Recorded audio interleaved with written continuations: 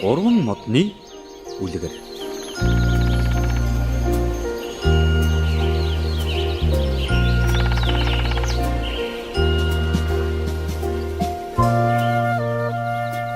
Эртээ дээр үед нэгэн уулын оройд гурван бяцхан мод өсөж том болоод юу болох тухайга мөрөөдөцгөөж байлаа.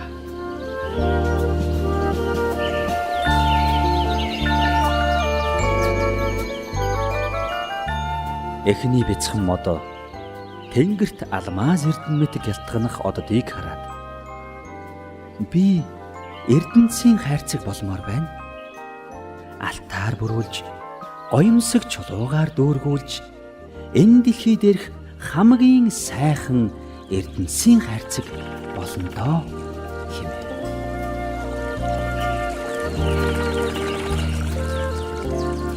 Хоёр дахь бяцхан мод их далайд зудагхаар тэмүүлэн урсах жижигхэн горхийг хараад би бат бүх хөлөг онгоц болмоор байна.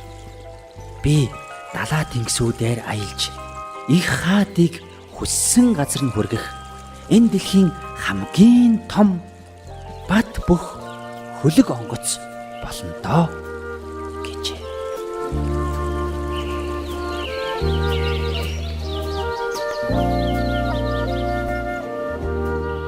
Харин гурав дахь бяцхан мод хүмүүс дүүрэн бужигнах хөл хөдөлгөөн ихтэй хотыг хараад би энэ уулын орой дээрээс холдмооргүй байна оо. Би маш өндөр мод болно. Хүмүүс миний сүрлэгийг багтан тэнгэр рүү харахтаа Бурхны тухай боддог байгаасай гэж хүсэж байна. Би энэ дэлхийн хамгийн өндөр мод болно доо хэмээлээ.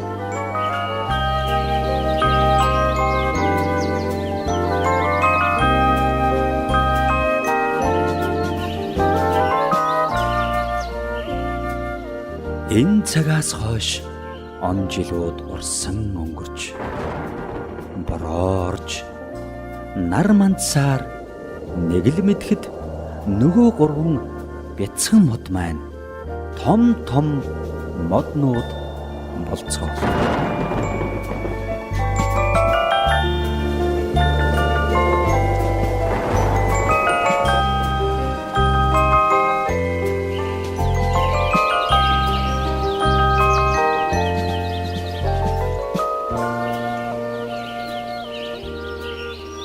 Нэгэн өдөр гурван модчин тэрхүү ууланд гарчээ.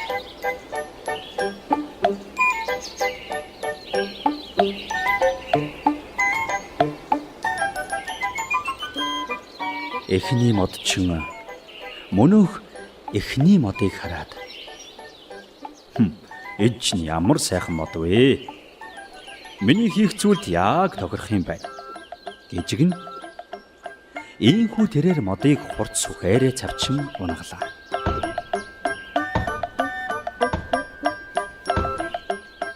Одоо надаар маш гоёмсог хайрцаг хийхэндээ би ч одоо гайхамшигт эрдэнэс агуулдаг болох юм байна даа гэж эхний мод өөрийн ирэхгүй бодож гин. Хоёр дахь модчин удаах модыг хараад оо за энэ ч ёстой бат бүх мод байна да. Миний хийх зүйлд яг тохирох юм байна гэж хэлээд хурцгэгчийн сүхээ далайн нөгөө модыг цавчин унгалаа.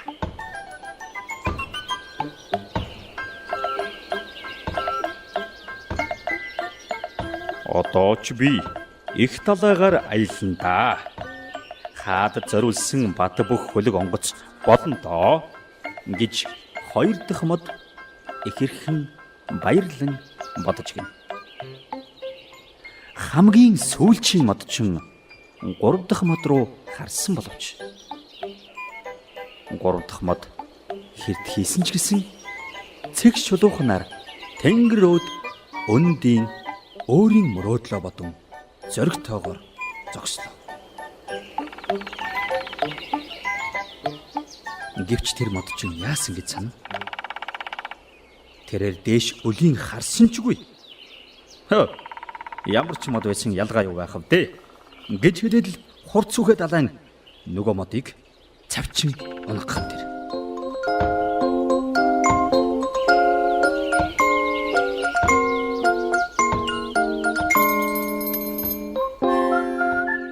Ингээд эхний модыг можианд авчирхад нь тэрээр ихэд баярлсан боловч завгүй можиан Эрдэнсийн хайрцаг хийх талаар бодохч цөхөөгүй байжээ.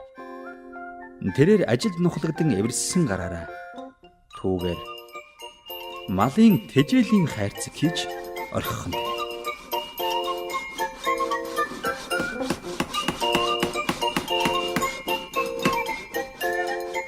Тэнхүү мөнөх анхны мод алтаарч бүрүүлсэнгүй.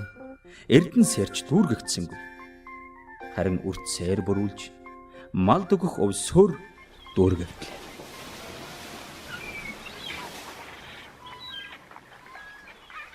Энэ үед хоёр дахь модыг усан онгоц хийдэг талбай дээр авчирхад тэрээр баярлан инээмсэглэв. Гэвч тэр өдөр ямар ч том хөлөг онгоц хийсэнгүй. Харин загасчны жижигхэн завь хийж өргөлөө.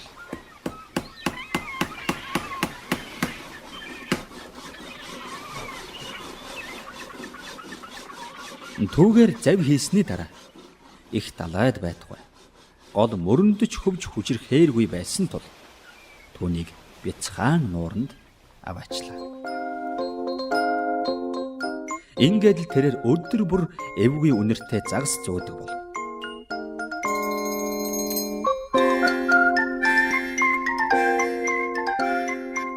Гурав дахь мод чин сүүлийн модыг дүнз болгон янзлаад хураасан шин хуучин янз бүрийн дүнз моднуудтай нийлүүлж үрж орлоо. Тэр өндөр мод гуйн чинь юу болж байна? Би үргэлжил уулын орой дээр бурхан руу хандан сүндэрлэж байхыг хүсдэг байсан шүү дээ гэж гайхан бодлоо.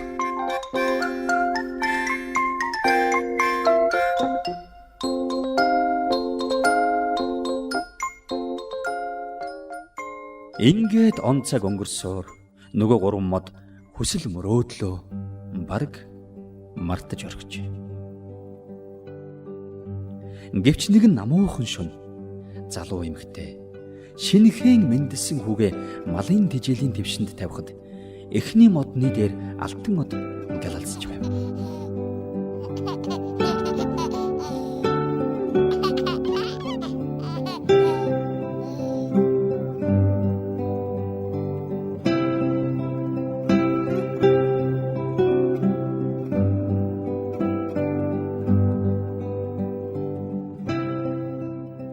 Энэ үед тэр эмэгтэй нөхөр хүүдээ зориулаад нэг сайхан ор урлах юмсан хэмээн шивгэнэ.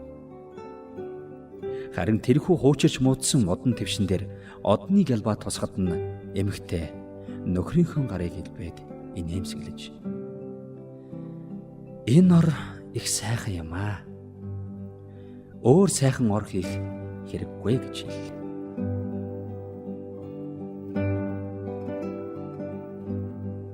Энэ үед бяцхан твш болсон мод энэ дэлхий дээрх хамгийн гайхамшигтай эрднийг агуулж байгаагаа ухаарлаа.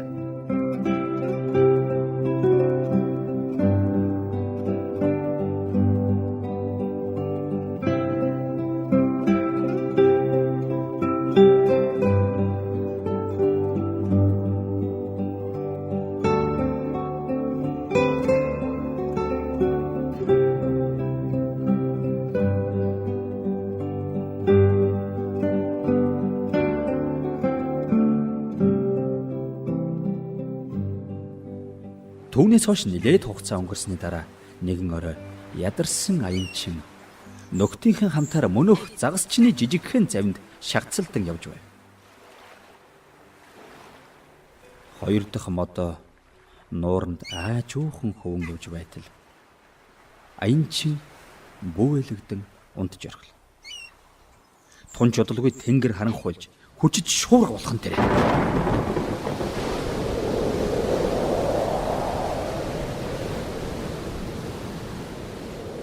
Бяцхан завь тэнцвэрээ алдан яг л хөмөрхөө шахаж байв. Ийм хүчтэй салхи бороонд тийм олон хүнийг аюулгүй авч явах хүчгүй гэдгээ тэрээр мэдэж байна. Хүмүүс бужигнаж байх үед нөгөө ядарсан хүн нойрноосоо сэрж зэрэг тойгоор босоод араа өргөн тогтун бол гэж ганцхан удаа хэлв. Гэтэл юу болсон гэж санана. Мөнөөх шуурга эхэлснээсээ ч хурдан намтхан дээ.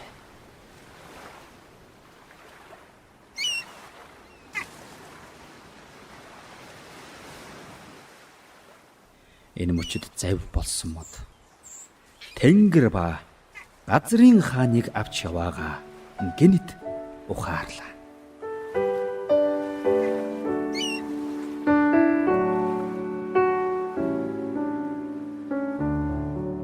Үүнээс нэлээд хугацаа өнгөрсөний дараа нэгэн баасан гаргийн өглөө мартагдж хураагдсан газраас нь 3 дахь модыг зөөн явахад нь тэрээр ихэд гайхав. Харин түүнийг уурлан бужигнсан олонний дундуур авч явахад үнэхээр аимшигтай санагдаж байлаа. Гэтэл цэргүүд нэгэн хүний гарыг түүн дээр хатахад нь түүний дотор нь давчдах шиг болов.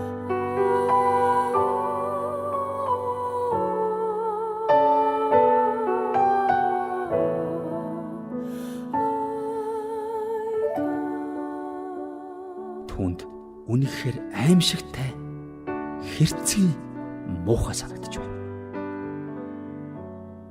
Гэвч ням гаргийн өглөө нар гарч түүний доор буй дэлхийн ертөнц баяр хөөрөөр дүүрхэн тэрэ.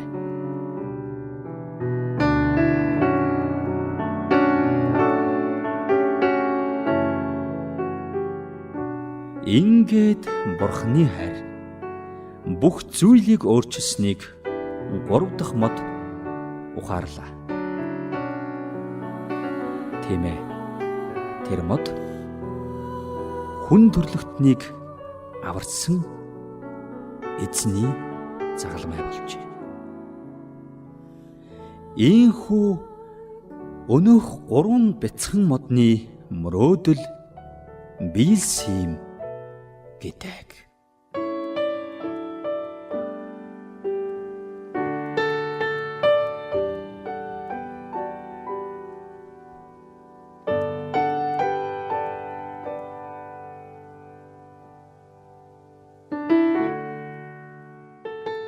За ингээд үлгэр дууслаа.